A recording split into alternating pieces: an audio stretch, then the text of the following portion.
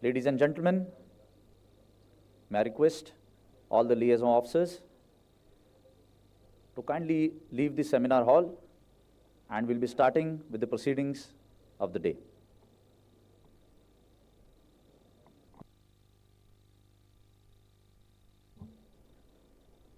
Permission to start, sir.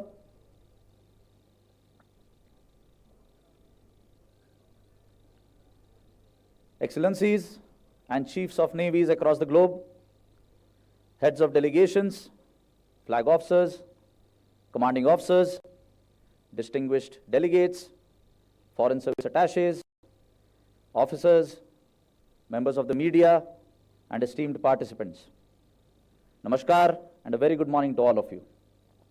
It's my honor and a great privilege to welcome you all to the International Maritime Seminar as a part of Milan 24. My name is Lieutenant Commander Sushil Uttam Rao Bodke. I'm a submariner, and I'm truly delighted to be your host for this prestigious event. The central aim of the biennial event Milan is to enhance professional interaction between friendly navies and gain experience in multilateral large force operations at sea. In the spirit of synergy, we aim to unlock new avenues for growth, innovation, and sustainable development. Throughout the course of this seminar, we'll engage in meaningful discussions, exchange insights, and cultivate partnerships that will define the future of our interconnected maritime community.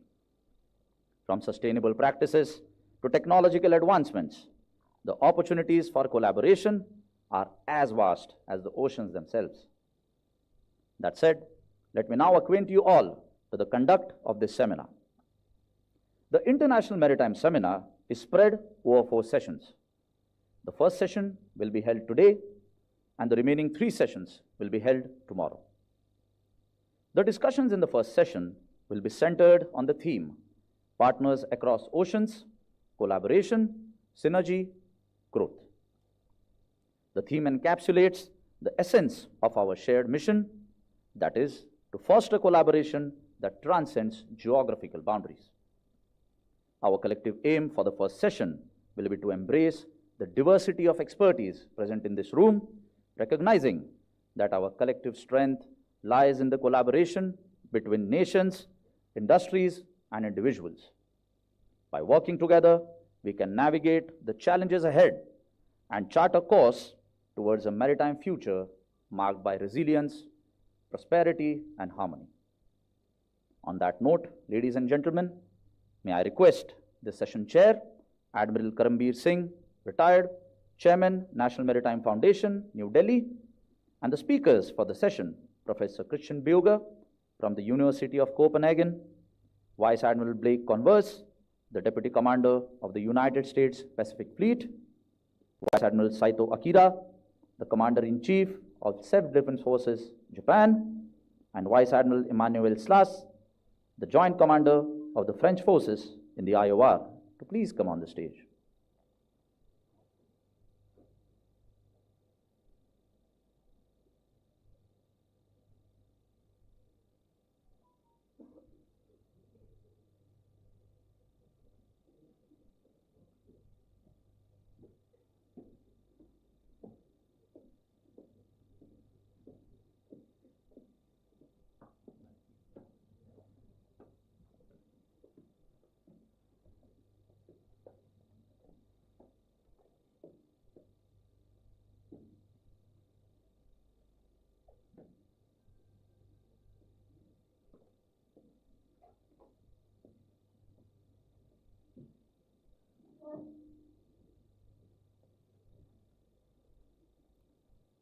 Ladies and gentlemen, Vice Admiral Emmanuel Slas will be joining us shortly. The session chair, Admiral Karambir Singh, retired, was India's 24th Chief of the Naval Staff. The Admiral was commissioned into the Indian Navy in July 1980 and is an alumnus of the prestigious National Defence Academy, Khadakwasla, and a graduate from the Defence Services Staff College, Wellington, and College of Naval Warfare, Mumbai. A naval aviator, he earned his wings in 1981 as a helicopter pilot and has flown extensively on Chetak helicopters and several variants of Kamau helicopters. Over the 4 decades of service under the Indian Navy's White Ensign, he has commanded the Indian Coast Guard ship Chand Bibi, the guided missile corvette INS Vijaydurg, and 2 of the Indian Navy's frontline guided missile destroyers INS Rana and INS Delhi. He has also tenanted various seagoing appointments, including that of Fleet Operations Officer of the Western Fleet. He has served in the Directorate of Naval Air Staff at the Naval Headquarters and has been Captain Air and Officer in charge of the Naval Air Station at Mumbai. On promotion to the flag rank, the Admiral has served as the Chief of Staff of the Eastern Naval Command. He has also tenanted other critical flag appointments, including those of Chief of Staff of the Tri-Services Unified Command in the Andaman and Nicobar Islands, and the Flag Officer commanding Maharashtra and Gujarat Naval Area. As a Vice Admiral, he was the Director General, Project Seabird, and oversaw all aspects of the development of the Indian Navy's base at Karwar, located in India's southern state of Karnataka. Appointed thereafter as the Deputy Chief of the Naval Staff, the Admiral discharged his responsibilities towards the Indian Navy's current and future operational and combat capacity and capabilities. He then served as the Vice Chief of the Naval Staff, involved with development of the future Navy. He has a rich store of senior command experience and has been the Flag Officer Commanding-in-Chief, Eastern Naval Command, with his headquarters at this very city of Visakhapatnam. He assumed the command of the Indian Navy on 31st of May 2019 and served as the Chief of the Naval Staff until retirement in November 2021. Post-retirement, the Admiral has assumed the chairmanship of the National Maritime Foundation at New Delhi. With that, may I now request you, sir, to please take over the proceedings of the first session. Thank you so much. Can you all hear me? Good morning, ladies and gentlemen. So nice to be here with all of you in Visakhapatnam. Also, once again, a warm welcome to all our overseas guests from friendly countries. I understand about 50 countries and 16 ships and aircraft from foreign navies are here for the exercise. Thank you all for your participation. This, as you all know, is the 12th edition of Milan, and this exercise has come a long way since its humble beginnings in the mid-90s, those days in the Andaman Islands. So I was the Chief of Staff of the Andaman Nicobar Command in 2011 and 12, and we ran one of the editions of Milan. Even then, I think the potential of this exercise in enhancing regional maritime cooperation and professional interaction was pretty evident. And therefore, it was only a matter of time that this exercise would expand in scope and participation. And true to that, in 2018 edition, for example, had about 17 navies participating. So as the exercise started gaining popularity, we at Naval Headquarters felt at that time that the time was ripe to go big. Vision was to make Milan something like the RIMPAC of the East.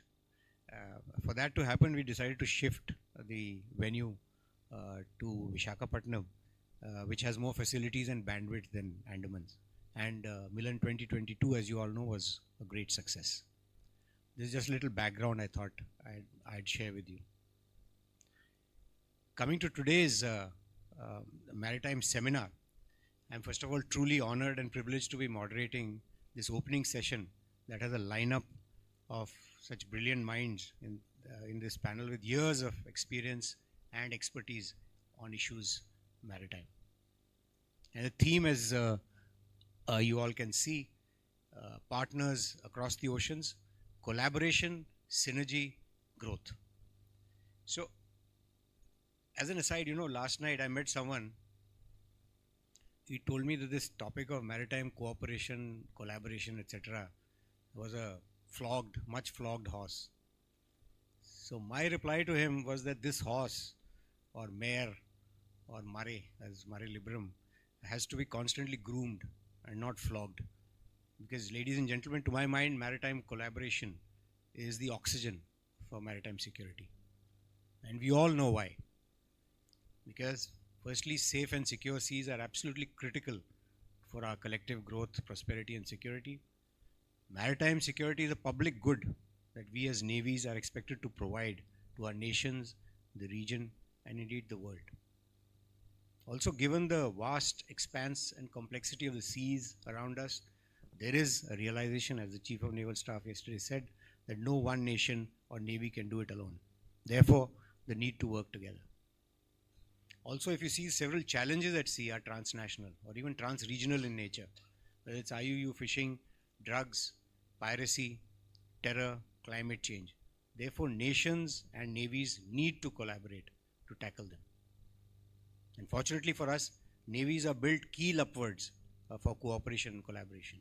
Habits of cooperation and collaboration are in the DNA of most navies and come easily to us in naval uniform. So my job is not to give a big talk, but I just want to share a few points before I introduce the speakers and ask them to take the floor. You must have noticed that I, like many others, have used the terms cooperation and collaboration interchangeably. But there's an important difference between the two. And I just thought I'll share with you. Cooperation is when you work in support of someone. Therefore, for instance, a navy helping another navy through capacity building or capability enhancement would be engaging in maritime cooperation. On the other hand, collaboration is deeper and involves coming together and working for a shared goal and objective. So here, I would put engagements to build something like collective maritime competence, to achieve common objectives like free, open and inclusive maritime commons, for ensuring security at sea, for ensuring safety of maritime commerce, etc. as collaborative initiatives. So I for one, am very happy that the theme of this session uses the word collaboration. Also, when you once again look at the theme of the session, collaboration, synergy and growth, there's another word, synergy, which means that we as partners would focus on achieving greater outcomes, not just the common objective, but greater outcomes through combined efforts. And synergy, therefore, is more aspirational than collaboration. And here, perhaps, India's maritime initiatives like Sagar, Security and Growth for All in the region, or the IPOI, the Indo-Pacific Oceans Initiative, which tries to give first-order specificity to Sagar, they would qualify as synergistic initiatives that aim to build such a level of trust, ballast and capability to enhance maritime security that growth and prosperity is promoted. Also here, synergy could be to work together for positive peace, as our Raksha Mantri mentioned yesterday. So to my mind, therefore, cooperation is the building block to collaboration. Cooperation is the building block to collaboration, and collaboration is the building block to synergy. And of course, synergy promotes growth.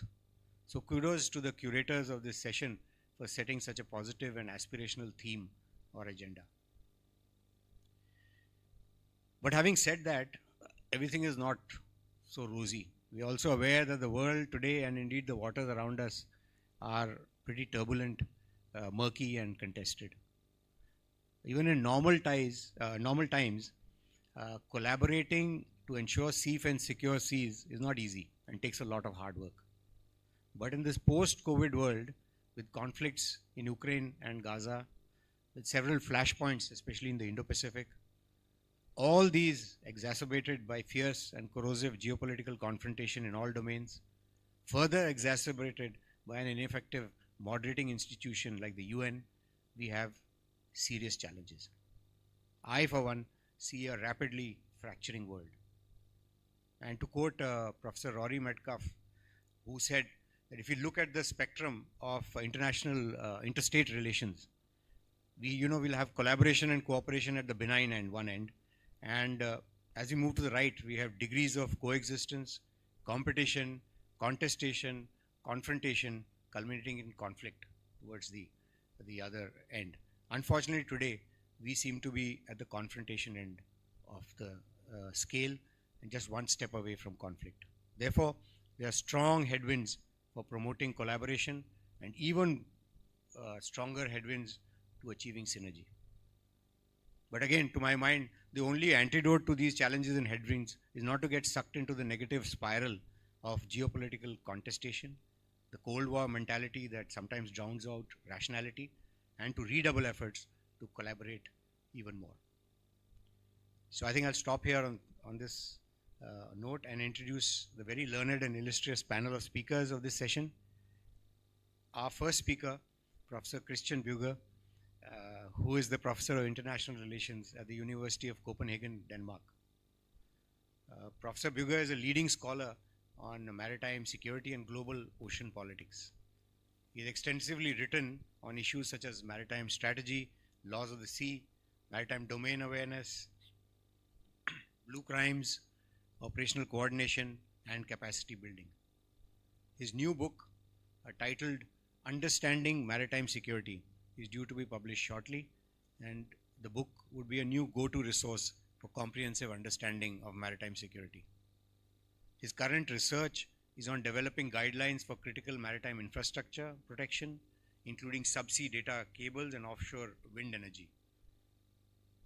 The professor would be speaking to us on naval cooperation in critical maritime infrastructure protection. Professor, the floor is all yours. You have 15 minutes. I'll press the bell at minute 13, just as a reminder. Is there a bell? Ah, yeah.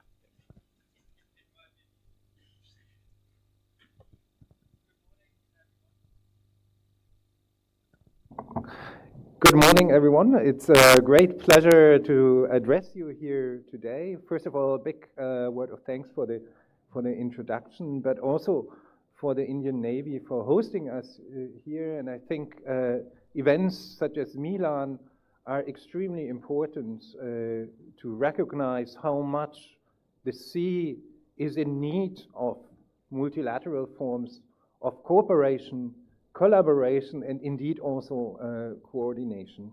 As was rightly flagged, no nation can do this on its own. What I would like to do here today is introduce you a little bit to the big picture. So I'm delighted that I was being put in the position to be the first speaker, because I would briefly invite you to reflect a little bit on how our relationship to the oceans has been fundamentally transformed over the past decades, and what that means for your work, what it means for the role of navies. And I'm going to summarize that in what I think is ahead of us, and that is the critical maritime infrastructure protection agenda.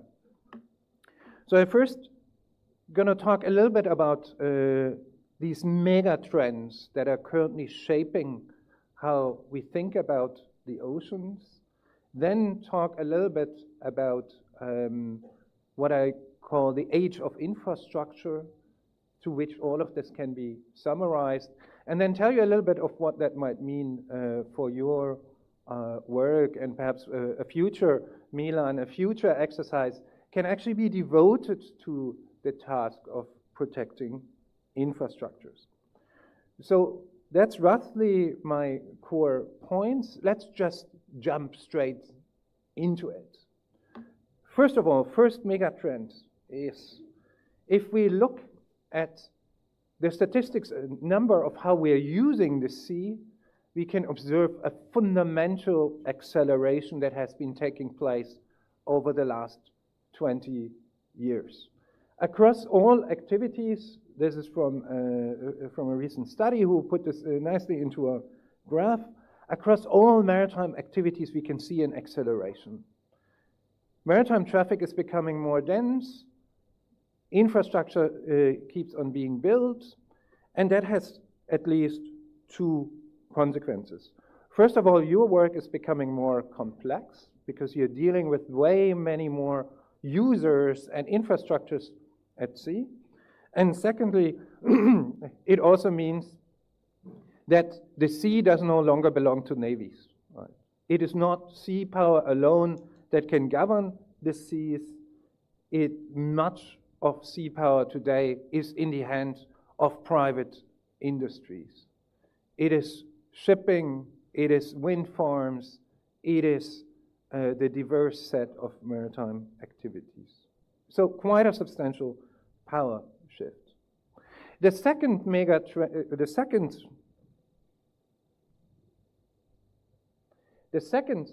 trend is the question of biodiversity, the rise of the sustainability discourse, where we're no longer thinking about ocean resources as being unlimited, and where the sole problem is actually how to distribute it equally or answer questions of whose territory is a particular kind of discourse. Today, much about the ocean agenda is about protection. It is about conserving biodiversity, about making sure that the ocean actually has a future. And that has at least three consequences for the work of navies. First of all, there's a new spectrum of tasks. Navies contributing to marine protection. Secondly, the laws for the sea are changing. And last year we had the conclusion of a new United Nations treaty for the sea. And we do not know yet how this will have an impact on security and navies. Lastly, it also has the consequence that increasingly you will be asked to actually ensure that the emissions from military operations are lower and lower. The entire green defense agenda over the next coming years will become more and more prevalent. And the reason for that, quite obviously, is climate change. Climate change is now the common enemy of humankind, so to say, and it goes along with sea level rise. It goes along with more extreme weather events. And all of that means that the conditions of going out at sea are becoming more and more harsh, which will require future different kinds of platforms, but also training needs. Reversely, addressing climate change requires us to rely on green energy. The most efficient current green energy resource that is out there is at sea. It is offshore wind energy production, and you can combine it also with solar energy and so on. So the sea, in consequence, will even get a more busy infrastructural environment. You can see this already happening in regional seas such as the North Sea and Baltic Sea, which are highly industrialized zones in the end, where freedom of navigation is severely limited through infrastructures. That will be the future of other regional seas as well, and this requires a rethink of naval strategy.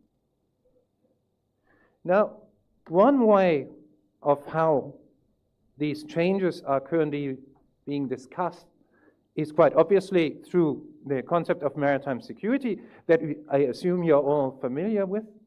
But there are also other big concepts now structuring the ocean debate, and that is most prominently the blue economy, the idea of using ocean resources sustainably in response to our energy needs, in response to our ideas of fostering economic growth. And I was delighted to see actually also the word growth in the title of the session here today. It is also about ocean health, protecting the oceans, and last but not least, and this is an emerging debate, it is also the question of blue justice, of how everyone can actually benefit from the current ocean resources, but also the future resources of the oceans.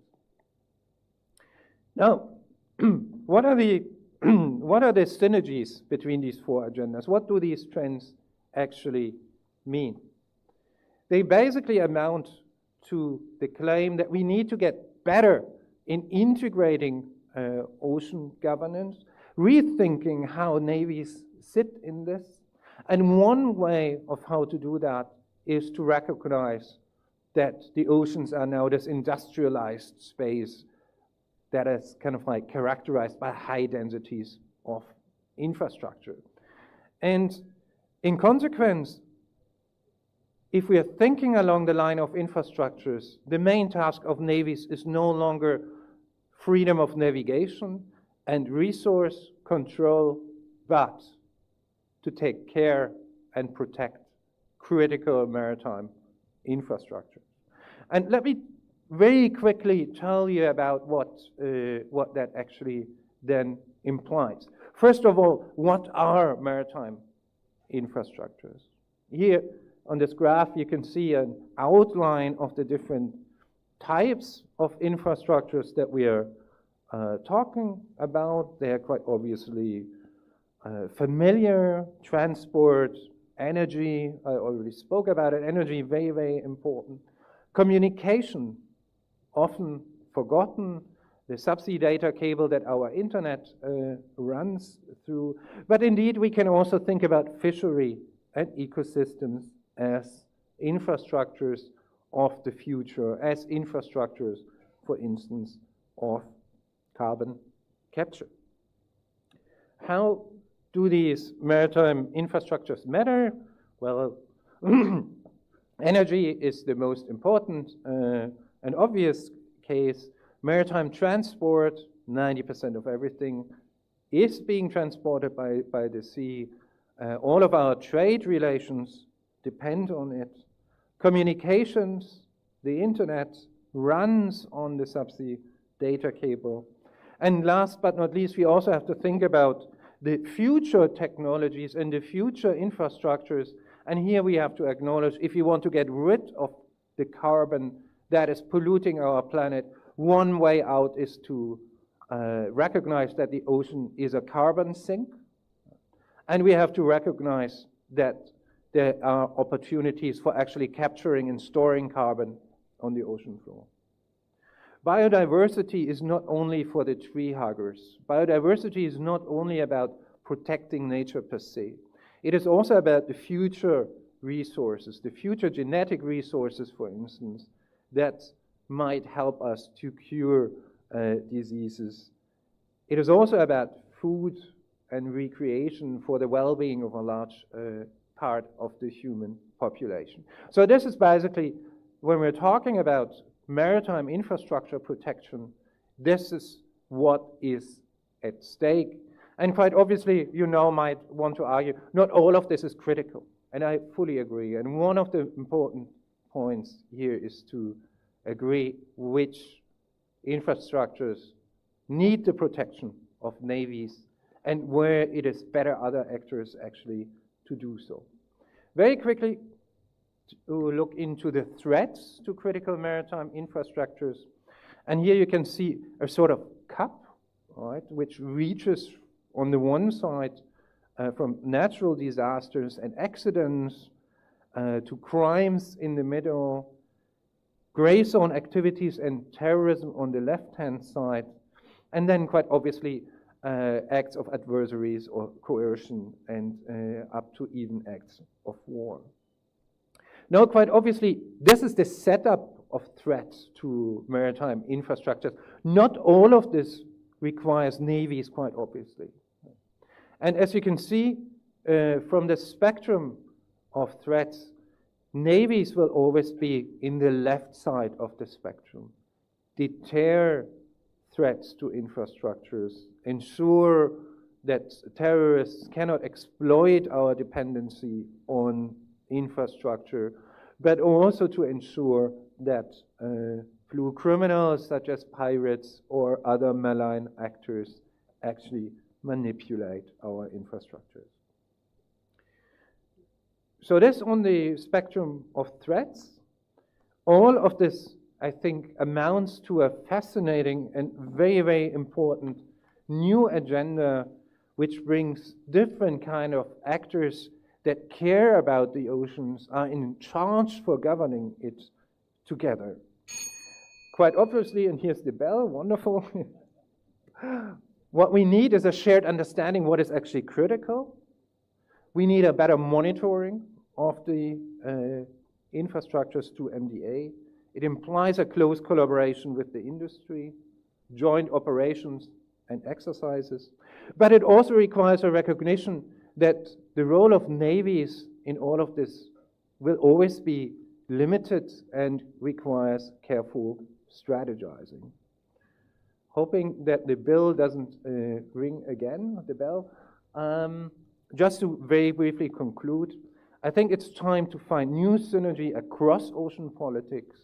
The age of infrastructure tells us that our relations to the oceans are fundamentally changing, have been changing over the last 15 years, and will fundamentally changing because of the acceleration, because of climate change, because of the sustainability discourse.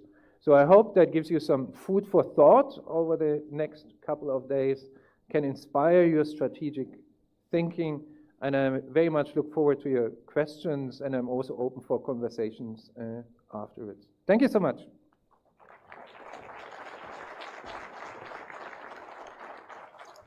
Thank you, Professor. I love the graph that you showed earlier, the increased maritime activities. They're almost vertical. That's the kind of exponential growth that is taking place. And also the fact that sea space is not for navies alone, but for, and that's the reason why India, we set up the National Maritime Security Coordinator. He's sitting here. His aim was to, synergize all the stakeholders in the maritime domain. In fact, my organization is not Naval Maritime Foundation, is National Maritime Foundation. So thank you so much for sharing your thoughts. Our next speaker is Vice Admiral Blake Converse, who is currently the Deputy Commander of the US Pacific Fleet, an experienced and accomplished nuclear submarine officer. He served on several SSNs, commanded an SSBN, and commanded a submarine squadron. You'll be happy to know that you're in Vizag, which is the home of Indian submarine arm, Blake. Ashore, he's been a course instructor for prospective commanding officers at Naval Reactors Headquarters and as Chief of Staff to the Commander US Submarine Force, among several other appointments. As a flag officer, he served as Director Joint and Fleet Operations N3, the US Fleet Forces Command, and Commander Submarine Group 9, as well as Commander Submarine Force US PAC Fleet, Pearl Harbor, Hawaii. So Admiral would speak to us on cooperative regional solutions to rule-based order. The floor is all yours, Blake. I'll fire a warning shots at 13 minutes. Thank you so much, Admiral Singh. Thank you all. I'd also like to thank Admiral Hari Kumar, Chief of Naval Staff in the Indian Navy, past and present, for coordinating this multilateral naval exercise and comprehensive seminar that has built up to this very impressive Milan 2024. We come together in Milan 2024 in a time that many of us would agree is deeply concerning period for international security and maritime safety. There's been a fundamental shift over the last few decades from a strong and stable international rules-based order to a period in which that order is challenged on many fronts, from illegal and unregulated fishing, weapons trafficking, piracy, to terrorist attacks on merchant shipping in international waters that we're seeing today. And this is not the first time that we've seen that the world has faced such challenges. In fact, if you go back in history, we can point to a number of such periods in which we face similar challenges. If you think back to the Viking raids along the Atlantic and the eastern seaboard of the Atlantic in the 700s and 800s and 900s, those drove those competing nations and sometimes not even nations but tribes to align together to form nations and to align together to build navies, and then to collaborate and develop synergy in order to fight off the Viking threat. And moving forward, if you think of the Mughal and Maratha empires here in the Indian Ocean who were competing and warring at times, they collaborated to protect trade and commerce. And in fact, Our first President of the United States of America, Admiral George Washington, in 1794 formed the United States Navy not to protect our shores, but to protect our commerce because of piracy in the Barbary region in the Mediterranean. That is why we built our first 6 warships. They came in handy for national security later, but they were first built to protect our commerce. Today, once again, we see that the threats in the global maritime commons are available, and from history we know where that solution is found. It is found when like-minded nations come together in the spirit of collaboration, in the spirit of synergy and growth, to form close bonds of friendship, to train and operate together, and to protect the global maritime commons. Now, as Admiral Singh pointed out, I'm a submariner by trade. I've spent most of my career in submarines, and when I started in the submarine force, our training was to be silent. Our training was to operate independently without coordination, communication, or collaboration to achieve our deadly mission. But today, there have been changes in the operational environment that have driven our submarine force to communicate, to collaborate, and coordinate across our joint force and with our partners. And there have been changes in our capabilities, in our weapons platforms and our sensors that have driven us to communicate and collaborate and coordinate with our joint partners and allies in order to be more effective as a submarine force, to leverage the capabilities we have in sea, air, space for targeting, for example. And there have been changes in the threat environment in our adversary that have also driven us to communicate and collaborate. And I think that is a good parallel to the work that we need to do as nations and as navies. We need to come together here and demonstrate a collective commitment to the collaboration, synergy, and growth in the Indo-Pacific region. Collaboration, to collaborate is to commit to the possibility of producing an outcome that is greater than one could have developed on their own. And we have many examples of that in recent months. Last August, alongside India and 18 other partner nations, we participated in the Southeast Asia Cooperation and Training Exercise in Singapore. And just last month, India, Australia, Japan, the Republic of Korea, and the United States operated out of Guam and flew together during Sea Dragon to enhance our theater anti-submarine warfare operability. And then later this year, many of these nations will be sailing to the U.S. Pacific Fleet in Hawaii for the Milan 2024 of the East RIMPAC exercise, where we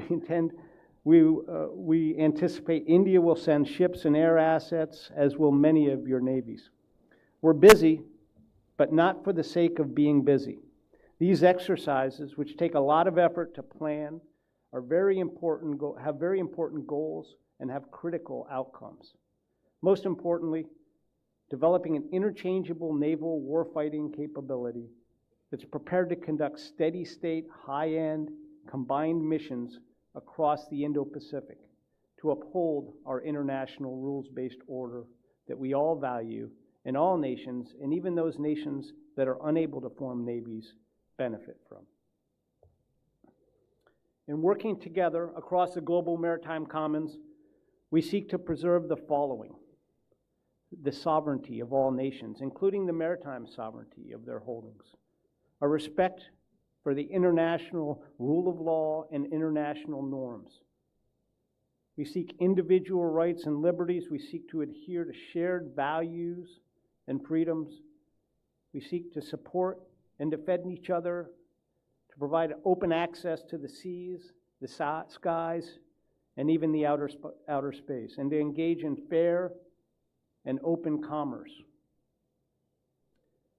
I offer that these efforts are not new, but bear empathetic repeating every day. Number one, protection and preservation of our existing international rules-based order and the freedom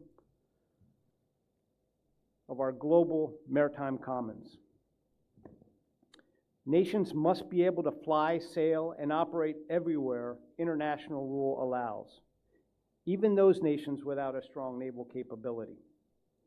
And to achieve this, we must continue to establish, enhance, and strengthen our networks of allies and partners. Number two, I firmly believe, associated with allies and partners, that one of our key advantages that our security challengers do not possess is our network of strong alliances and partnerships. Nations that recognize that their own clear stake in sustaining and strengthening the functioning of the global order is to bring together their people for security and prosperity. What we know from our ongoing collaboration is that when we must not only exercise, but we must operate together. And remember that international challenges require collective actions. Wisely, we are doing this routinely towards the greater goal of global peace and security. We've already seen the successes of specific initiatives and maritime partnerships, including the Combined Maritime Force, which India and many countries here today are part of, and the recently established Operation Prosperity Guardian. Both exist to uphold the rules-based international order by promoting security, stability, and prosperity across some of the most important shipping lanes. In terms of growth, the importance of the Indo-Pacific region cannot be emphasized enough. The region is home to more than half of our world's people and drives as much as 2/3 of our global economic growth.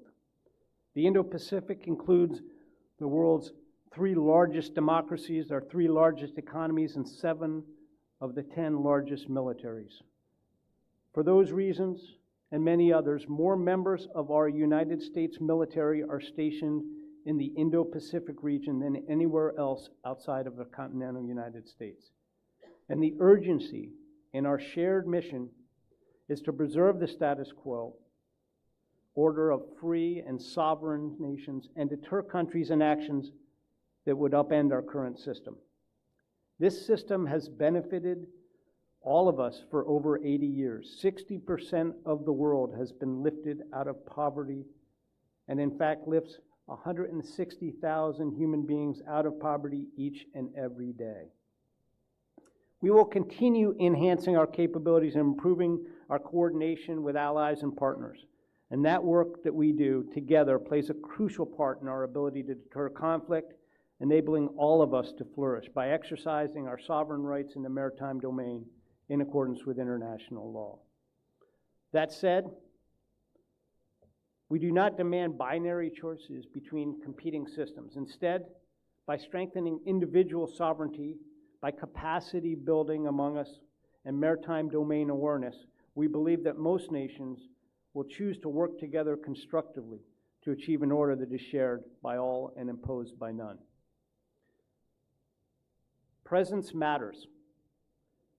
Through collective presence of capable and like-minded navies in the region, we will foundationally and continually say to those who attempt to expand international rules order that today is not the day. Tomorrow's not the day either, and there's no day in the future that it's acceptable to upend our current system. We must commit to a steady presence and continued information sharing initiatives as we build a common maritime picture of potential threats and as we build plans, strategies, and actions to combat them together. In conclusion, together with our joint and combined partners in operations and exercises, we're positioned to deny and defend across all domains any attempts to break the peace accorded by the rules-based international order. And together we can face common threats in the 21st century.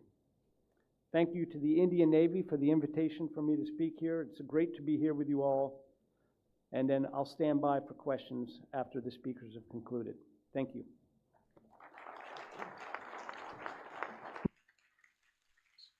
Thank you, Admiral. You didn't give me the opportunity. I guess for a submariner, warning shot doesn't matter. You didn't give me the opportunity to fire the warning shot. Thank you. Very interesting points about how navies were built for protection of national commerce. Of course, today the commerce itself is so complicated and complex with flags of convenience, flag states, the kind of cargo which goes from one place to 10 other destinations via transshipment port. You have complexities of crewing, you have multiple nationalities. So it sort of makes it even more important that we collaborate. And I think that message has come out very clear in your talk. And also the fact that presence matters, and it takes a lot of bandwidth out of a Navy to be present everywhere, and that's again very important that we collaborate. So thank you for spreading this message. Our third speaker is Vice Admiral Akito Saito. He took over his present assignment as Commander-in-Chief Self-Defense Fleet, JMSDF, in 2022. Prior to that, he was the Vice Chief of Staff at the Maritime Staff Office, and before that, the Commander Fleet Escort Force. Amongst his several distinguished appointments, he's been the Director General of Operations and Plans, the Chief of Staff, Commander Fleet Escort Force. He's also commanded the destroyer Isoyuki. Admiral, it's such a pleasure to have you with us in Vizag. And Saito-san will speak to us on the importance of cooperation in modern maritime security. It's all yours.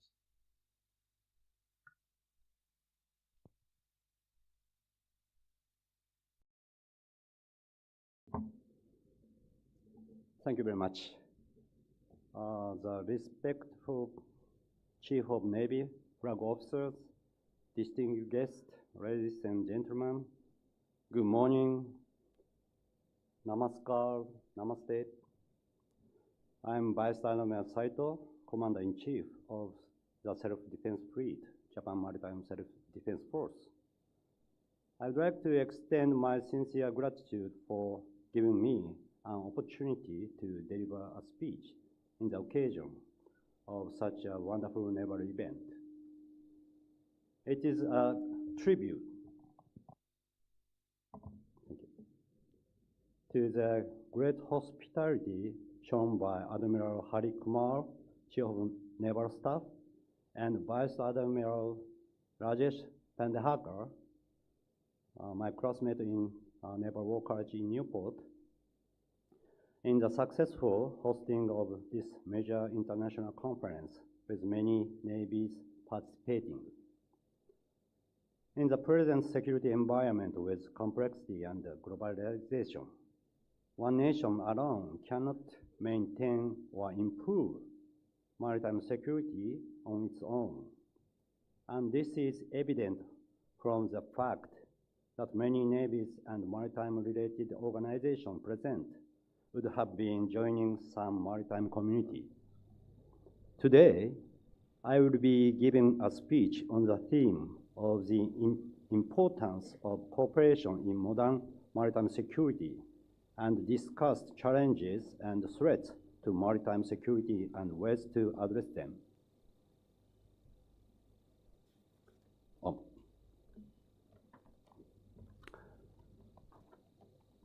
The Indo-Pacific region, home to many of the participants here, is the center of the world growth and vitality and accounts for more than half of the world population, representing approximately 60% of the global GDP. For many countries, stable maritime commerce is the lifeline for countries' activities, and securing opportunities of use of sea remains essential for economic development. Further, the key to prosperity is stable use of sea line communication.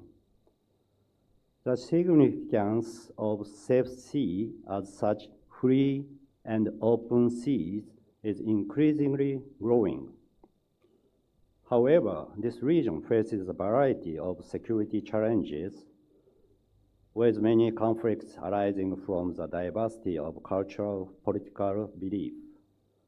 Also, an universal challenges, climate change causes a number of massive disasters in the region, leading to growth of tendency natural disasters. In addition, events undertaken by non-state regional actors such as IUU fishing, piracy, smuggling, terrorism, and marine pollution pose a serious threat to maritime order in the region, resulting that it is no exaggeration to say that it is already impossible for any single nation to deal with them. The idea proposed to cope with these threats and challenges and to realize the peace and prosperity of the Indo-Pacific Ocean as global common is a free and open Indo-Pacific, or HOIP. HOIP was first put forward in 2007 by the then Japan Prime Minister Mr. Abe Shinzo at the Parliament of the Republic of India, and the concept was unveiled in his keynote address at the 6th Tokyo International Conference on Africa Development in 2016. His speech advocated the ideology aiming to foster regional stability and prosperity by improving connectivity between Asia, which is experiencing a remarkable growth, and Africa, where possibilities abound through a free and open Indo-Pacific region. Furthermore, last March, at the Indo Council of World Affairs, the Japanese Prime Minister, Mr. Kishida Fumio, announced a vision called Our HOIP, which is a further developed vision of HOIP. This new vision focuses on enhancing connectivity of the Indo-Pacific region, fostering the region into a place that values freedom, the rule of law, and makes it prosperous, along with respect for diversity, inclusiveness, and openness. The Indo-Pacific region is at the core of the world vitality, encompassing half of the world population. Therefore, it is crucial for us to secure peace and prosperity of the region by making this region as a free and open global commons.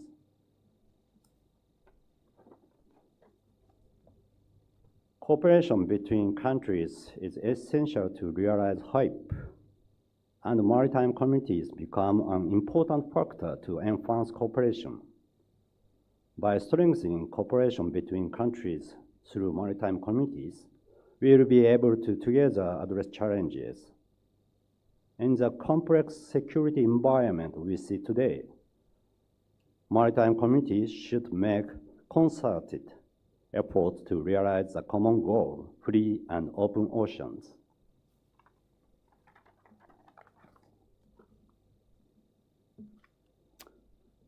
I would like to suggest 2 ways to promote cooperation of maritime communities.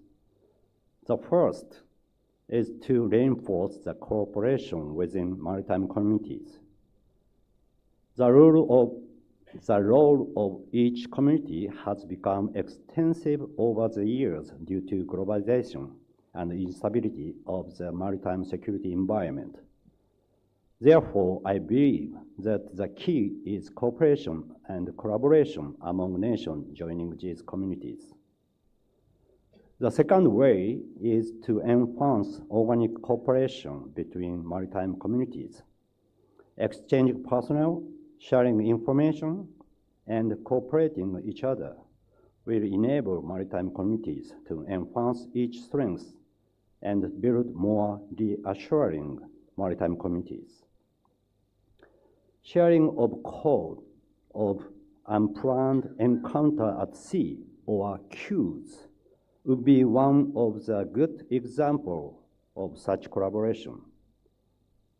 The code is fruit brought by collaboration of a lot of countries joining WPNS, including India, Japan, and many of other countries present, and it was introduced at IONS leading to a common sense to avoid chances of unplanned incident at sea between navies.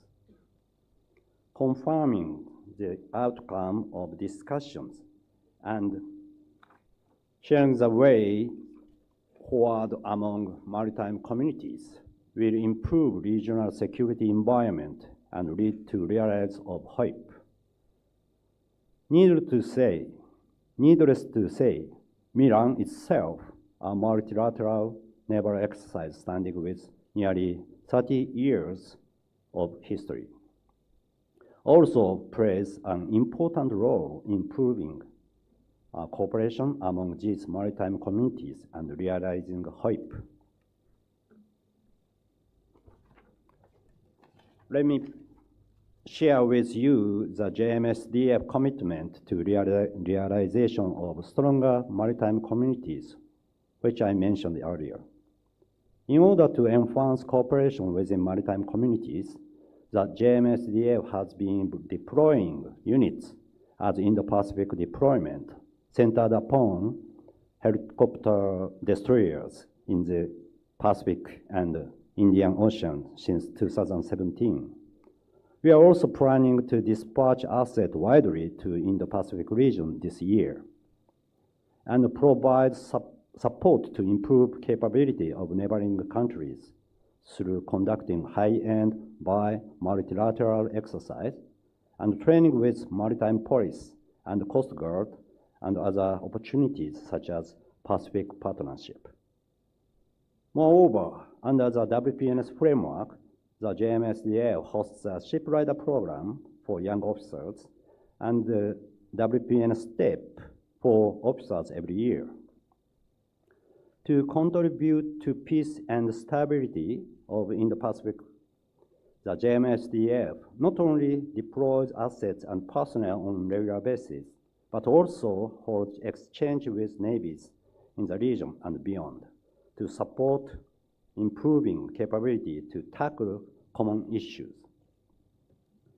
In addition to the JMSDF, Japan continues to conduct these activities in cooperation with the Japan Coast Guard and other organizations to build capability that are most necessary for the navies in the region. Amid security environment with growing complexity, cooperation among maritime community is imperative to maintain maritime order, which is the basis for maintaining and developing maritime economy. The theme of this event, collaboration, synergy, growth, is exactly the basis for stable use of sea. The JMSDF is committed to proactive contribution to maintain and strengthening maritime order and achieving a free and open Indo-Pacific, continuously working close with its ally and like-minded partners. Again, I would like to extend my gratitude for this opportunity to deliver my speech. Thank you very much for your kind attention. Thank you.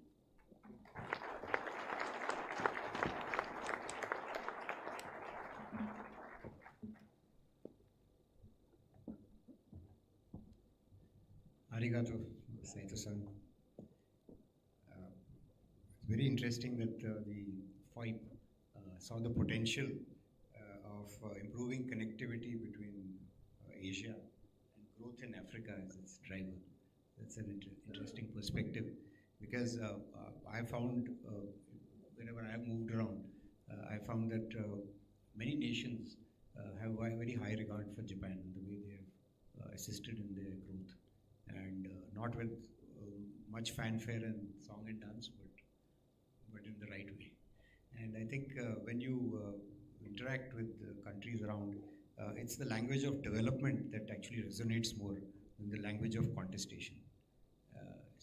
This is true for countries in the region, and also when we discuss with our own national governments, when we talk the language of development, it resonates a little more. So thank you so much for your.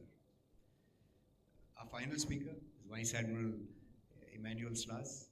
He's the Joint Commander of the French forces deployed in the Indian Ocean, Joint Commander of the French Forces stationed in the UAE and the IMASO Op Commander. I hope I've got this right. He's joined the Navy in 1993 as part of his national service, and over the last 28 years in service, 18 years have been dedicated solely to operations on board warships. And as a result of that, he served on a number of destroyers as an above water specialist, executive officer, and commanding officer. He's taken part in several important operations in the Adriatic, Mediterranean, Caribbean Sea, Southeast Asia, Indian Ocean, and the Gulf. So the Admiral would speak to us on maritime information sharing, a step towards collective awareness and ability to act together at sea. All yours, Admiral.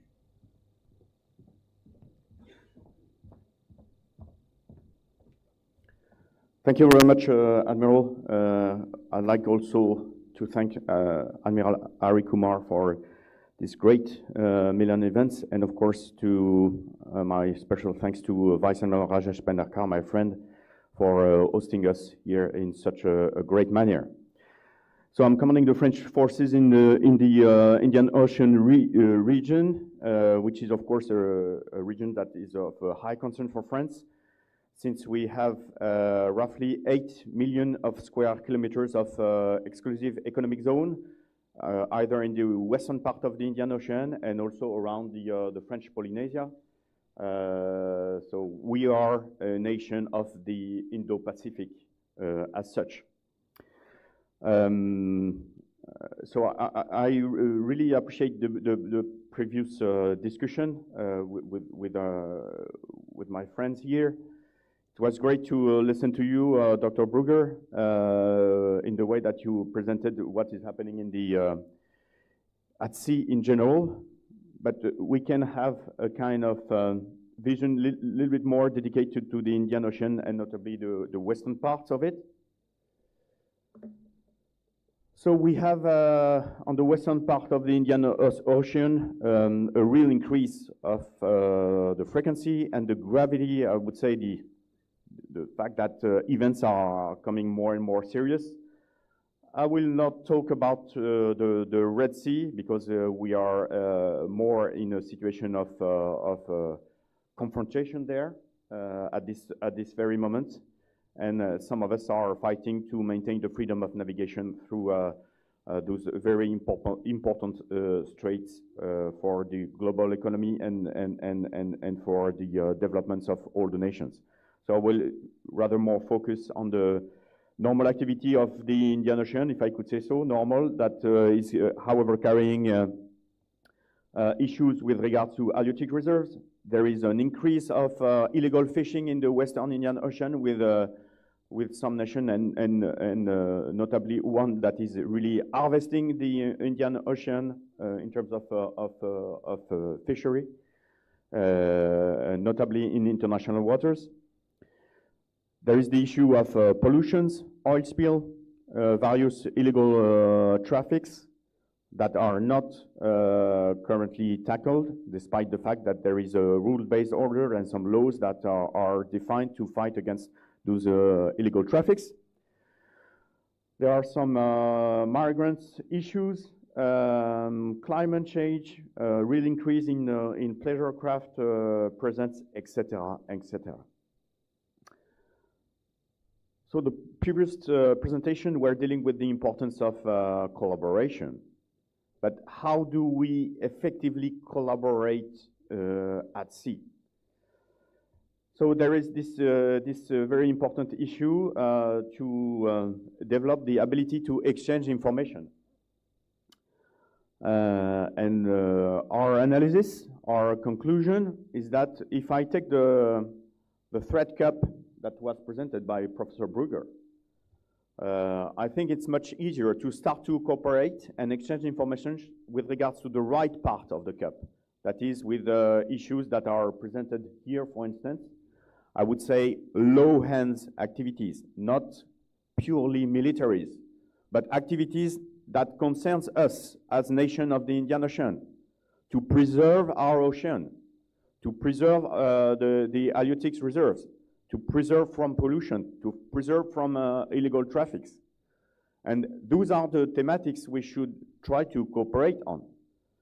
But to do this, we have to have the possibility to exchange informations.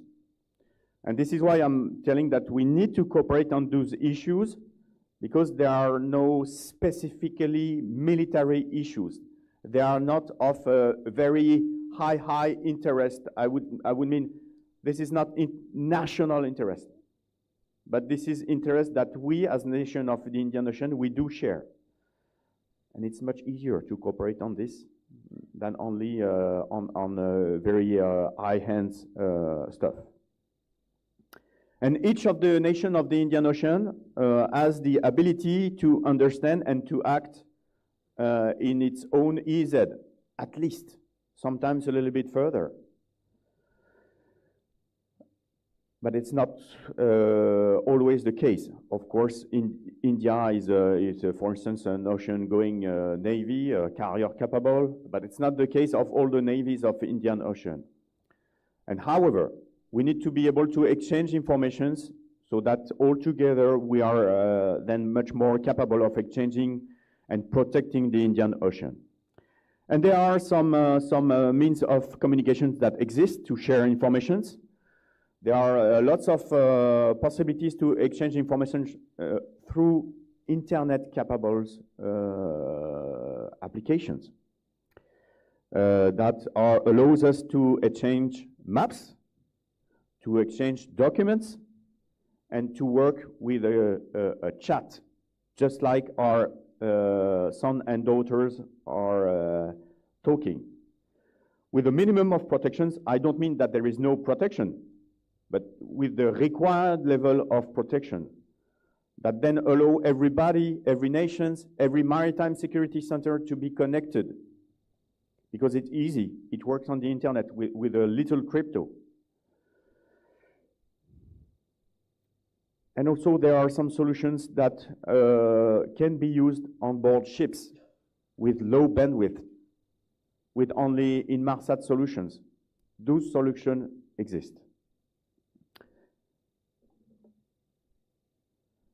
And we recently experienced one of those solutions. We were 23 nations working on various thematics. We did this from the Seychelles, and it was an activity that my team organized. We worked on 4 scenarios to make sure that regionally nations were able to organize themselves and to coordinate on very simple but really important subjects. So, for instance, there were a scenario with a hurricane that some nations had to deal with in the southwest, with a big oil spill at the junction of the Arabian Sea and the Gulf of Oman, with a big engine fire on a cruise ships in the Gulf of Bengal, and with a scenario of a bulk carrier with liquefaction of cargo on the northwest of Australia. And we did it.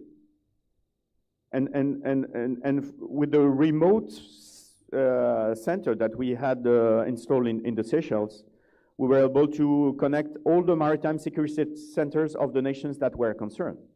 And it worked very well. So I am not here to support one specific solution, because there are many. And I am extremely pleased, Admiral, to see that Nishar is now ready to work from India. And I think that it's a great solution to have this possibility to communicate. I understand Nishar more as a system that is dedicated to work from ships, whereas we also need to have systems that are able to connect maritime security centers. And we don't need to have over big computers to do this. But we have to be committed to do it, because it's easy, and some solutions exist. And there is the possibility to segregate the information so that only countries of a dedicated region would be able to share the information or not.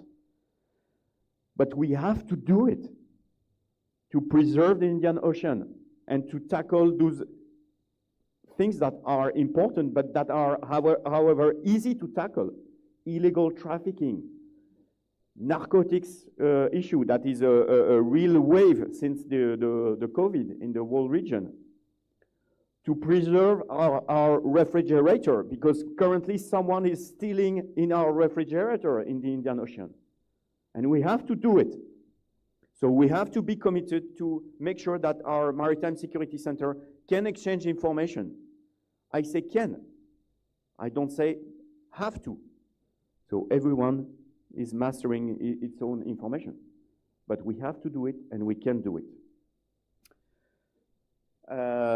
So this was my message, and you can be certain that I will stay committed from my staff to this, because this is also my responsibility to take my part of the burden of the protections of the Indian Ocean and much further, either on the western part or in the Gulf of Bengal.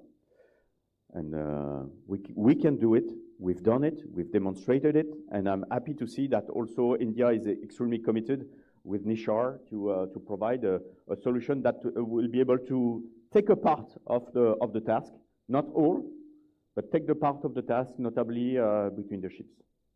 Thank you very much.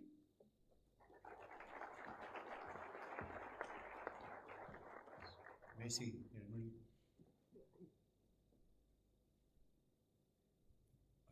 Thank you for your talk, and especially the Indian Navy is very thankful to the French Navy for having sent a very experienced ILO when we set up the IFC. Is he here? Okay. So thank you so much. Also, I think the IPMDA, which is one of the Indo-Pacific Maritime Domain Awareness Partnership on Maritime Domain Awareness, is something that we must put into action quickly. That's my view, and resolve the software issues as fast as possible. I saw one of your slides, and I was curious to know. You included the maritime flow. You also included the air flow. I know the Air Force officers are very delighted to see that. But I was curious to know what is the rationale. You can use the.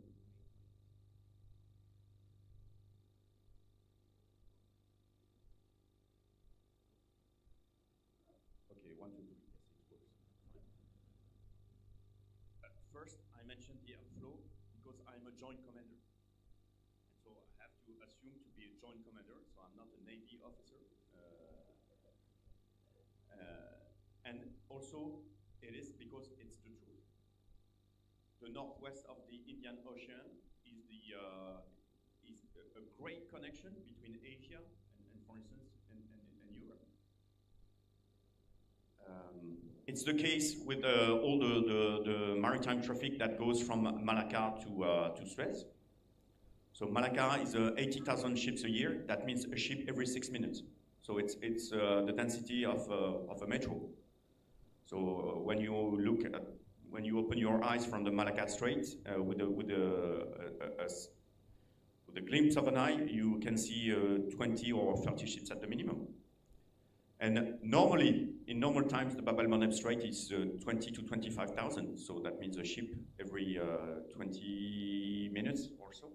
So it has dwindled since the Houthis are trying to disrupt the maritime traffics. But some of the navies are committed to try to maintain the freedom of navigation, which is linked to the rule-based order. And also, there is this air traffic that goes from Asia also to Europe, and everything is.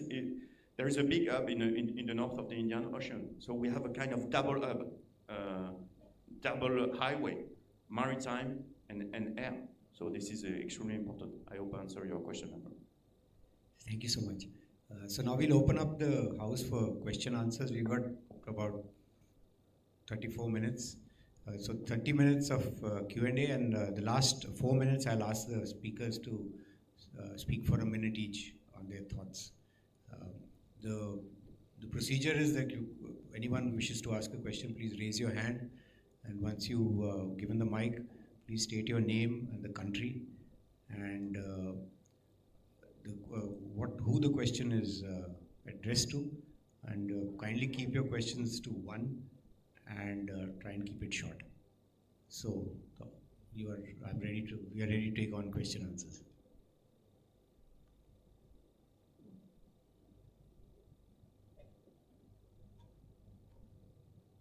Yeah, Manmeet.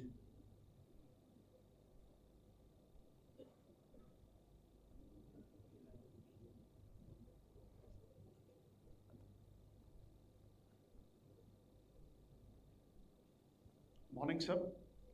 My question is directed to Dr. Kristen. Thank you for your speech, sir. I'm Commodore Manmeet Singh Khurana, Commodore Foreign Corporation from Indian Navy. So Admiral Salars just mentioned that IUU fishing in international waters area beyond national jurisdiction is a cause of concern in Western Indian Ocean region.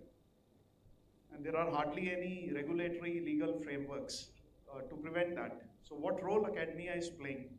And how do you think it is panning out? Will we be able to tackle this issue outside EEZ, the IUU fishing which is done? That's leading to a lot of problems. Thank you, sir. Christian, did you ask, who did you address it to, Professor? Dr. Kristen. Oh, okay. Yeah.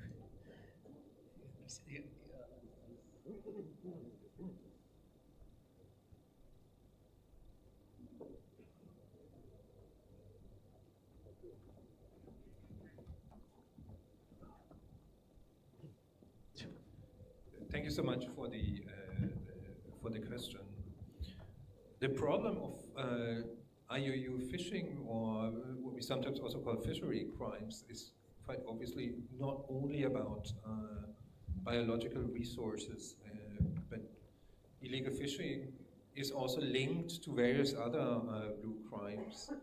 Illegal fishing is often linked to the smuggling of narcotics, but also fishing fleets quite obviously have been used for coercive purposes in the past. So it is a major challenge that we should all be aware of. Fish stocks dramatically are in decline. Some pessimists even say we should not worry about illegal fishing because there's not much fish left. But I think that is pushing it a little bit too far. Now, how do we address that? The first layer, quite obviously, are port-state agreements. And here in particular, the FAO port-state agreement, and that basically implies that we carefully inspect what vessels enter actually into ports, and that we also encourage the small island states to actually sign the port-state measure agreement.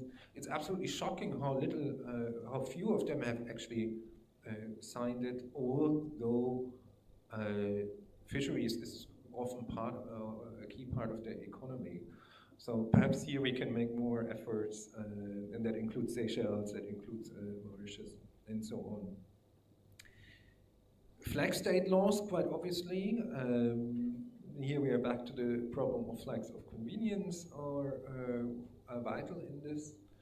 Last but not least, I think we have not really started probably thinking about what the implications of the new high seas treaties, the BB&J treaty, will be for maritime security.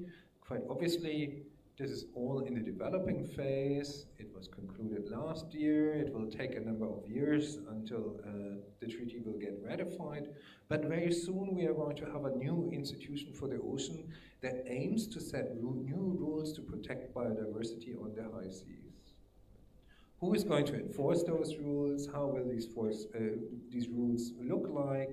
Will it also open up new forms of exploitation, wind farms on the high seas? Again, who protects them? These are all kind of like very pressing open questions that we should ask right now. And quite obviously, IUU fishing and the fight against it is part of it.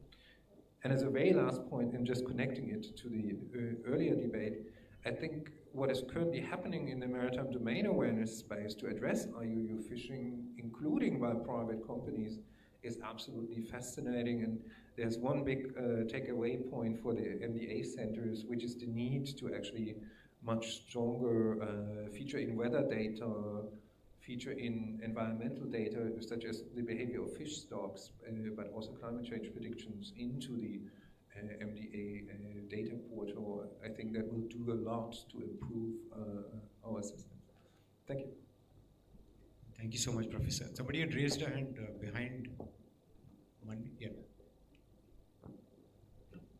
Good morning, sir. I'm Commander Shyam Prasad, Indian Navy. I'm Staff Officer to the Chief of Personnel. My question is an extension of what Commodore Khurana has asked and what Dr. Christian Buger has answered. The question is again directed to Dr. Christian Buger. So talking of the legal framework and talking of the maritime infrastructure and the threats and the need for collaboration, is it time for us to actually enable navies by incorporating some amendments in the UNCLOS to protect this infrastructure under the provisions of UNCLOS?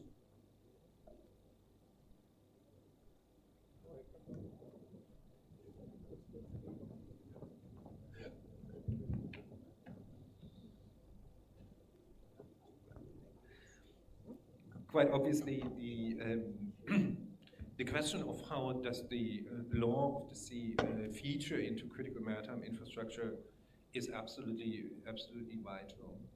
It turns out that we actually have an amazing setup of laws to do critical infrastructure protection, but that is largely in the framework of IMO convention and conventions, and here it's in particular the SUA convention, as well as the ISPS, the International Ship and Port Security Code, which also apply to platforms. Right? This is often not recognized and used in that way.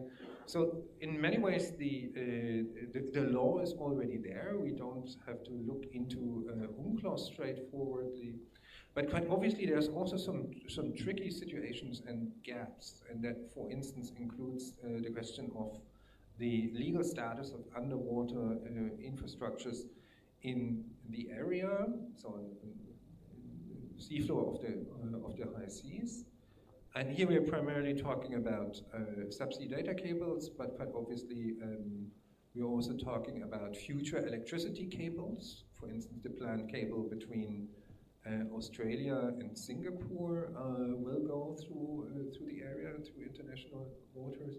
There, the legal status is fundamentally unclear. There are other open questions, including whether floating wind farms are actually ships or platforms, also not clear in UNCLOS. But none of this actually requires to kind of like to challenge UNCLOS in any kind of way, because it can be solved through the IMO and all the other treaty frameworks that we actually have. Let's not forget, the law of the sea is not only UNCLOS, but also UNCLOS. UNCLOS, yes, is the foundation, the constitution, but there's quite a other series of conventions that that can be used in that particular kind of way. Yes, please. And then the lady there. And then the other lady there. Okay. Sir, I'm Captain Subrat Maku, Indian Navy. CEO Jyoti. Sir, we have been discussing about cooperation, collaboration, and synergy. Just want to put it mathematically. Collaboration probably would mean 1 plus 1 is equal to, cooperation would mean 1 plus 1 is equal to 2. Collaboration would be 1 and 1 is equal to 11. And synergy would be 1 raised by infinity. That would be the effect which will come for synergized operation. Having said that, we realize that the synergy is a need of the hour because the navies have that much bandwidth only, because of which they are stretched.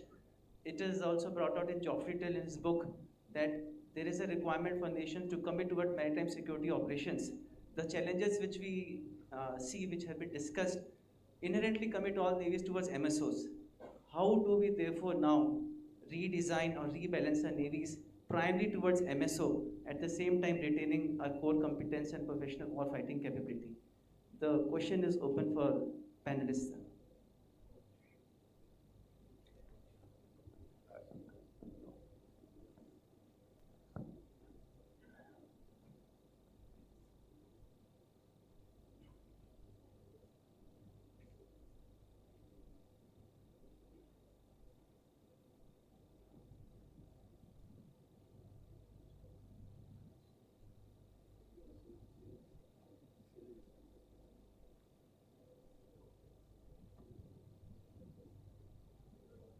So I want to repeat your question to ensure I understand it, and if you could nod and say yes. So how do we execute our maritime security objectives synergistically with competing national security interest and limited, national resources and the diversity of missions our navies are faced with? Is that check?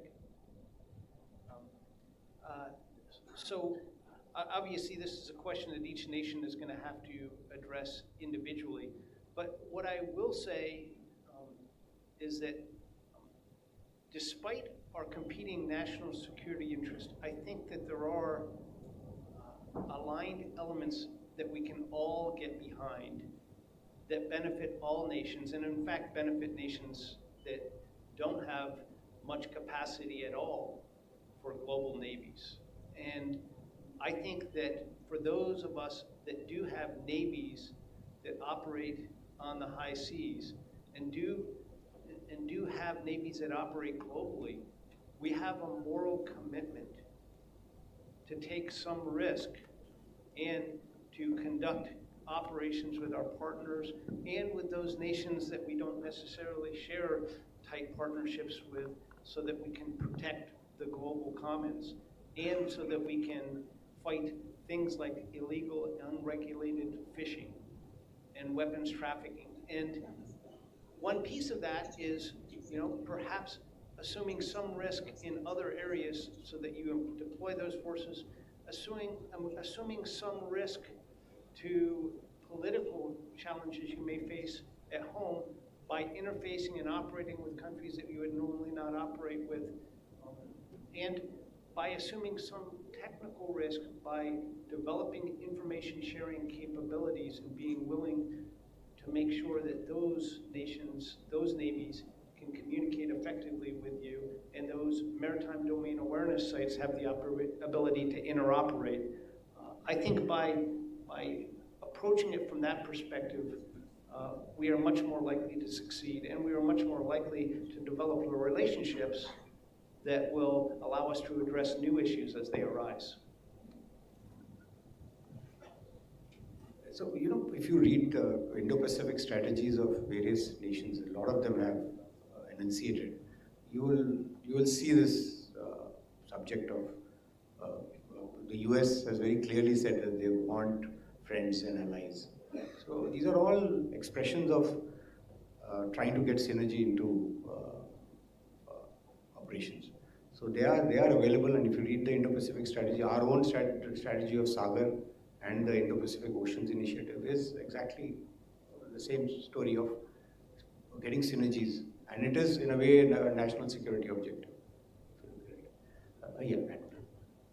Yes, if I may, Admiral, just add that if we try to effectively tackle the issues with a kind of bottom-up approach, I mean, try to tackling the issues of illegal traffickings, pollutions, IUU fishing, we will build trust in a progressive manner. So one has to be committed first, okay? And I can say that I am committed for that. But we have to effectively to take the risk to share information on those subject of there is no real risk in sharing this kind of information about pollutions, about the behavior of some fishermen, etc. So we have to assume this little level of risk to build trust and then to progress, so that we will be more effective and more rational as we climb towards the high-hands issues. And that will make our assets more efficient at sea, as we will be able effectively to share the burden.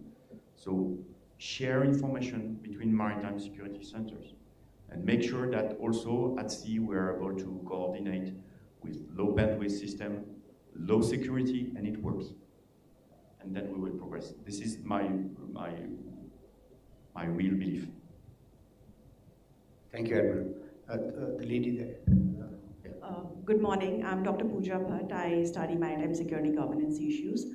Thank you, Indian Navy and ENC, for inviting scholars for this conference. We generally don't get to otherwise hear these viewpoints. And also thank you for the panel, where we have senior officers and also the academia on the panel. So my question is open to all here. While I concur with Professor Buger's assertion that critical maritime infrastructure should be, there should be Navy's role into it. I would ask the senior naval officers here that what is the scope of navies in these kind of infrastructure, because such infrastructures are generally owned by MNCs, conglomerates, and they have their own stakes. I don't know how much they would be agreeing to having military intervention to it. So I think that is the murky waters we might be entering when we talk about collaborating on critical maritime infrastructure. So I would want to know your viewpoints on that. Thank you.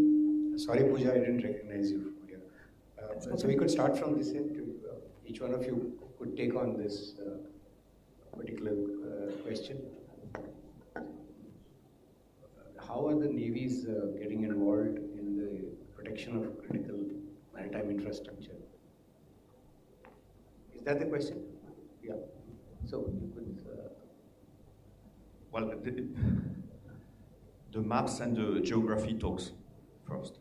And of course, there are several maritime spaces from which what Navy can do. Now, what you can do in high sea with the area with 5,000 meters of depth, and what can be done close to the shore is not of the same nature, for sure. And I do think that effectively the way Dr. Brugger has presented the way that human activities is evolving at sea is really interesting, in the way that there are more and more infrastructures, and then probably navies and state capabilities are behind the development of commercial activities. So today, 99% of the information is passing through optical fibers that is laid on the sea. So are we able to monitor the actions of some on those cables? The answer is a bit, but only a bit. So your question is very broad. It goes also with the previous one, that is related to that send the message of, does the activities is regulated enough? Do we have to work on this issue? And the answer is yes. And what is the tendency? I would say that I'm a bit optimistic, not only by nature, but also because I've been able to see that with regards, for instance, with the issue of IUU, things are starting to move. So still, however, in high sea, everybody can do almost whatever he wants. But the idea to regulate a little bit more, to preserve the resource for our sons and daughters, it is moving in the right direction. So I'm quite confident onto this. But as it has been said, nations with their capabilities, should it be with navies or other services, are for sure behind the economical developments and the use of sea.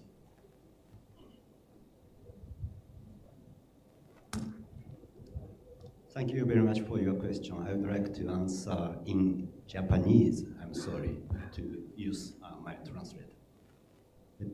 海洋の安定のためには各海軍が協力する必要がありますけれども、一方で各海軍は非常に忙しい状況です。So, in order to stabilize the ocean as our global commons, each of our partner countries need to cooperate with each other.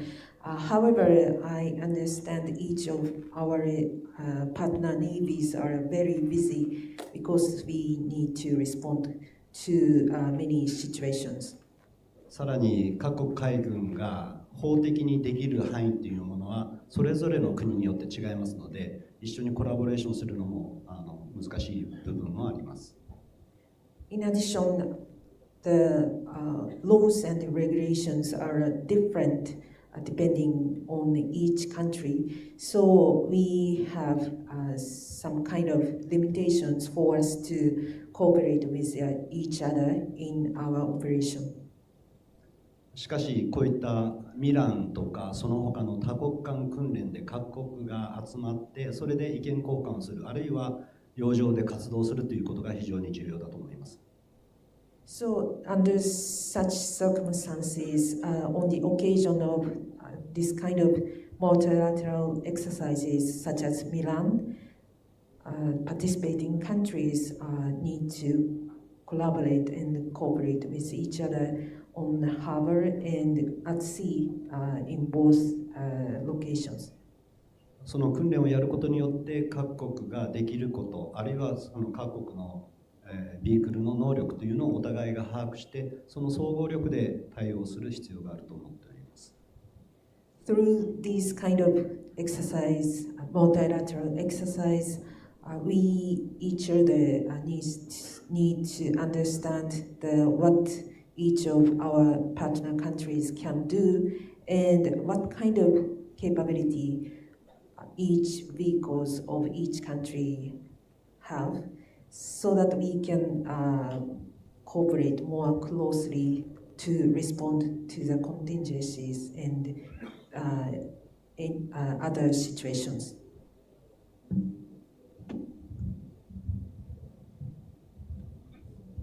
Thank you. I'm going to take a shot at this one as well. And I will say that, obviously we are challenged to some extent on the high seas by limited international sanction for, what we would call military action to protect critical infrastructure on the sea, below the sea. But I will say that we're not powerless, and there's a number of elements that we can do today, even as we work in the long term on additional legal authorities and justification to take more progressive action. And one piece of that is education among all the nations that border the sea, and especially among those nations that have critical infrastructure or that use critical infrastructure. They see the importance of it, and they're willing to collaborate and partner so that we can jointly protect it. And then the second piece is what Emmanuel and Seiro-san mentioned today, and that is the collaboration and information sharing among all of us so we can develop a common operating picture of the maritime domain of the maritime domain, so that we can understand those areas which were at threat, whether it be for our critical infrastructure, our undersea cables, or even illegal fishing or trafficking. But identifying the threat and having a common shared understanding against among a large group of like-minded partners is important. And then that enables the next step. And one of the most powerful weapons that we have today is not carried on our ships or our submarines or aircraft. It's in the information domain.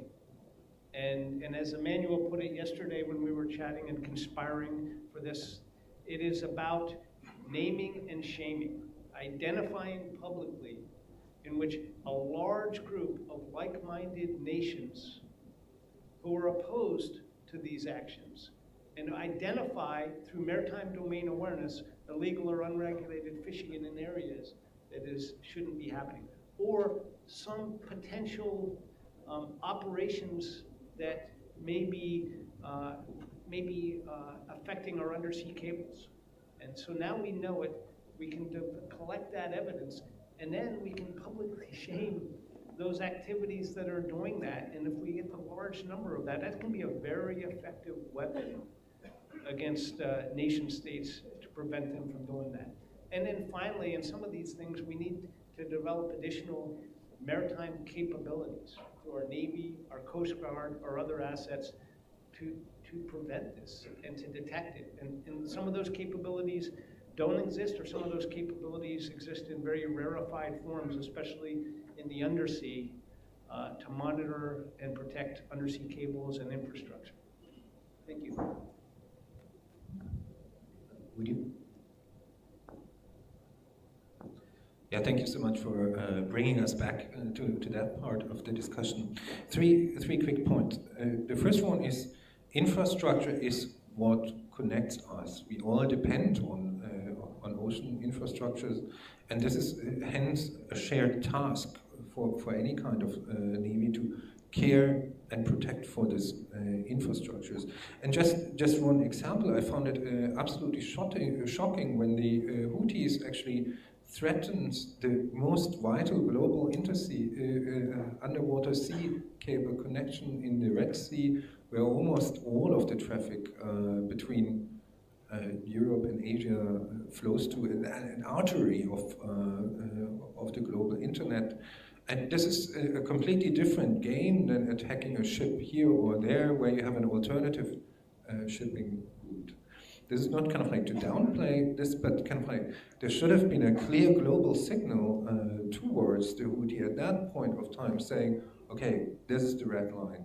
This is the global infrastructure that we all depend on. I would also like to re-echo the importance of skills and training. Ask yourself whether your staff is equipped to do boardings of platforms such as wind farms and oil farms. Ask yourself how well every navigator actually knows where the cables are. So these are absolutely vital questions. And then last but not least, it is also about asking yourself what are the forms of collaboration with the broader infrastructure industry.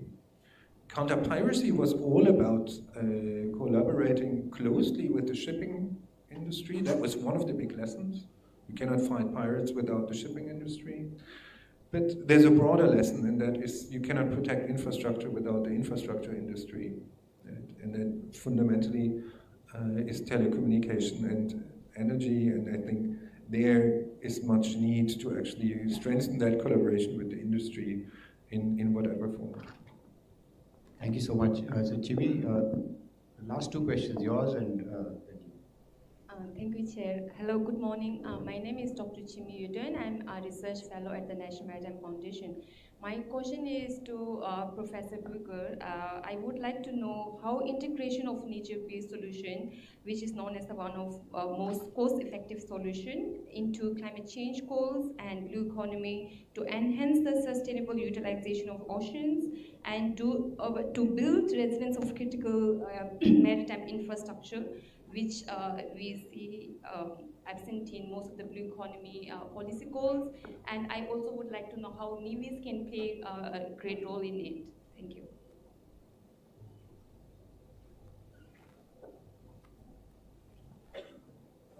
Thank you so much. It is quite obviously a big question, and one of the challenges here is how do we relate naval strategy to both maritime security and blue economy. Navies are stretched in resources, this we all know.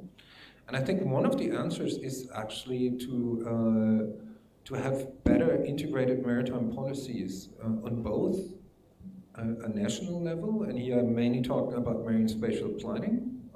The majority of marine spatial planning processes do not fully consider law enforcement and naval capabilities, so that is one answer.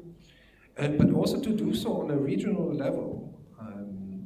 So in many ways, it's fascinating what is currently happening in the North Sea, where you have kind of like increasingly the attempt to do spatial planning on a regional level, but also to enable new forms of collaboration. So the North Sea states, for instance, just signed a new joint declaration on information sharing over critical infrastructure protection. So a lot of this can be on the level of regional lease, sometimes using the regional seas conventions that we have for many parts of the world, legally binding treaties on marine pollution and the development of coastal communities. They are already there, some of them since the 1970s. So these are all kind of like means of how to develop this. And In December, I was delighted to be able to attend IONS, the Indian Ocean Naval Symposium, and I was super happy to hear that, for instance, the French Navy had been kind of like leading the agenda on environmental security at sea. How do navies actually contribute to environmental protection and the blue economy? And the current presidency, the Thai Navy, lifted the blue economy up and put it more in the center. And these are all vital discussions in terms of how do we actually govern, secure, and care for the oceans. That is in the end why we're all here, and this is what connects all of us. Yeah, the last question. Either Mike, then.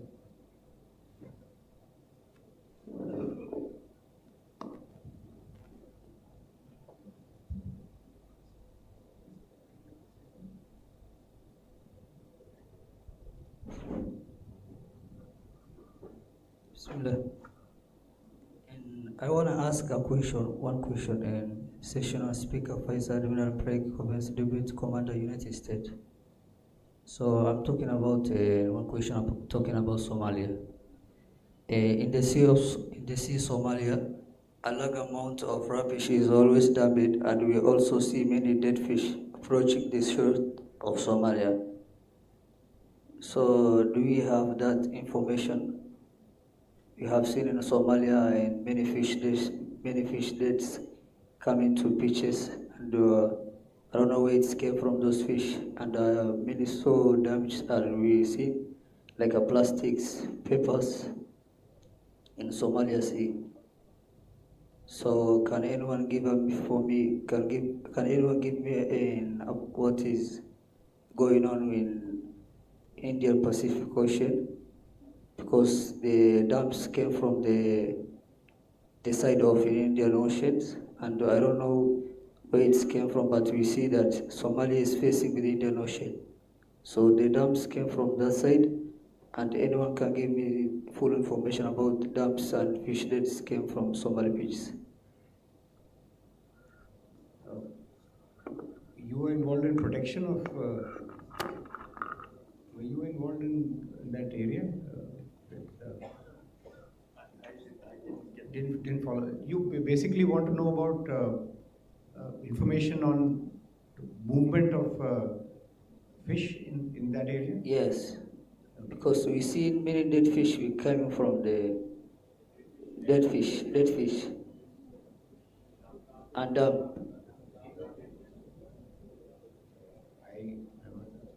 anyone who's confident enough to answer. Anyone in the audience who can? You were saying something. Sir, I think he's asking.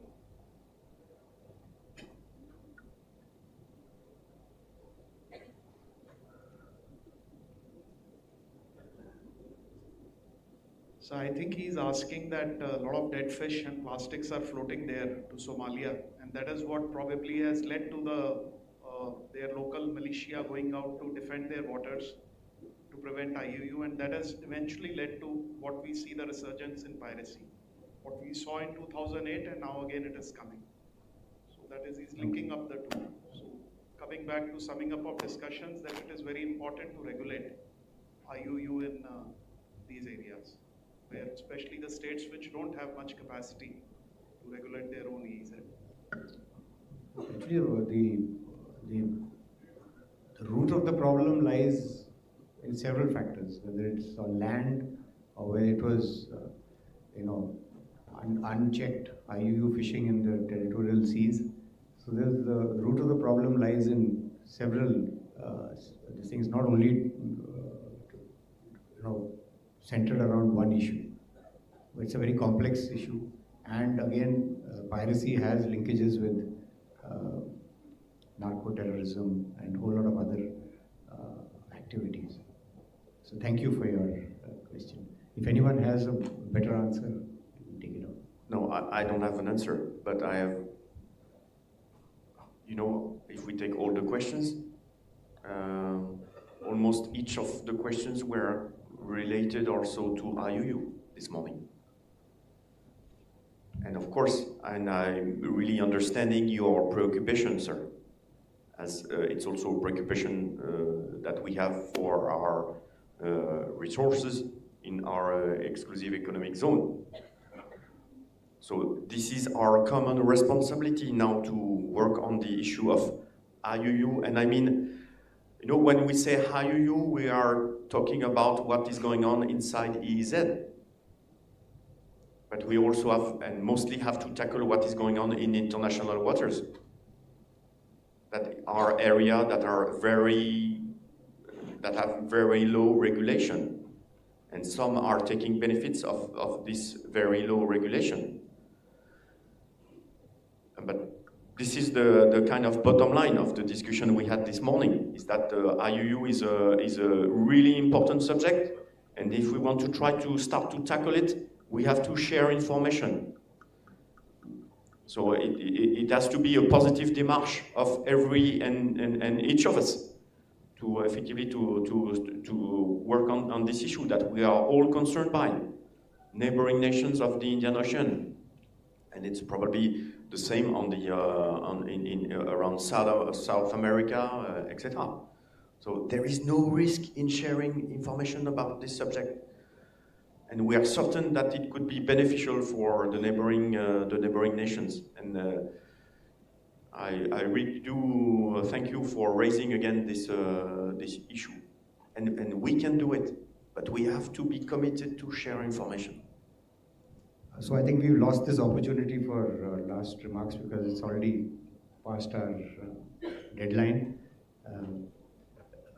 Very rightly put, and we see what is happening in the northwest Arabian Sea, where the squid fishing is going on and unchecked and close to the EZ of Oman. So anyway, I would, I'm sure you all have enjoyed this panel discussion. I just want you to please appreciate the speakers in the customary fashion. Thank you so much.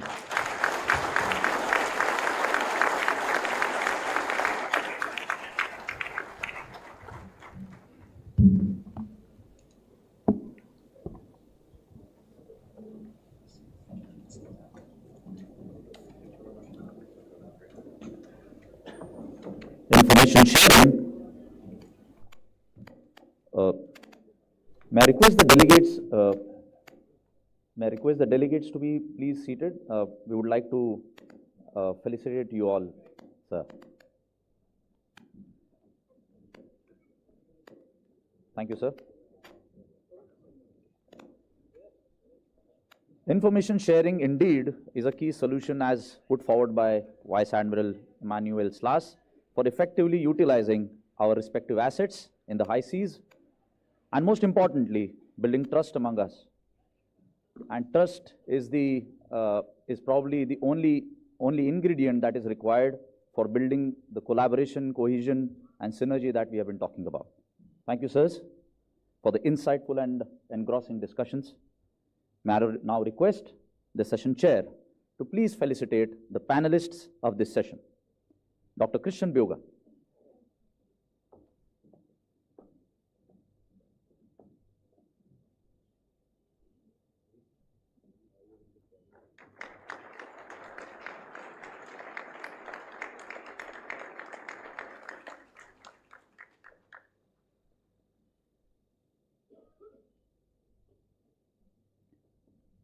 Vice Admiral Blake Converse.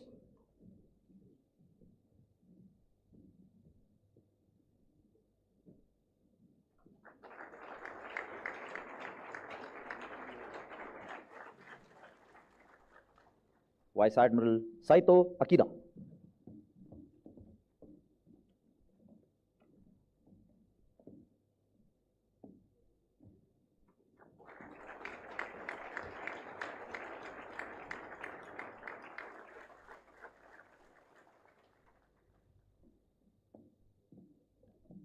Vice Admiral Emmanuel Slas.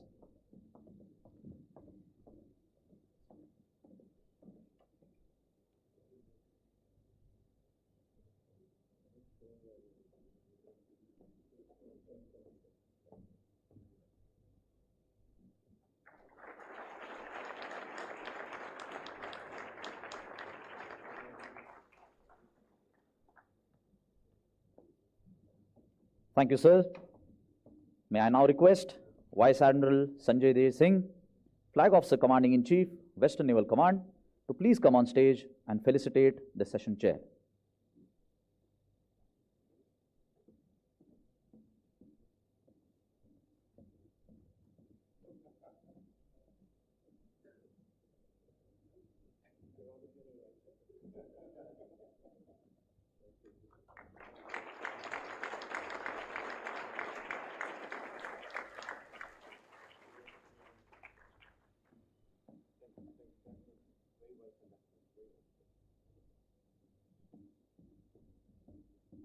Thank you, sir.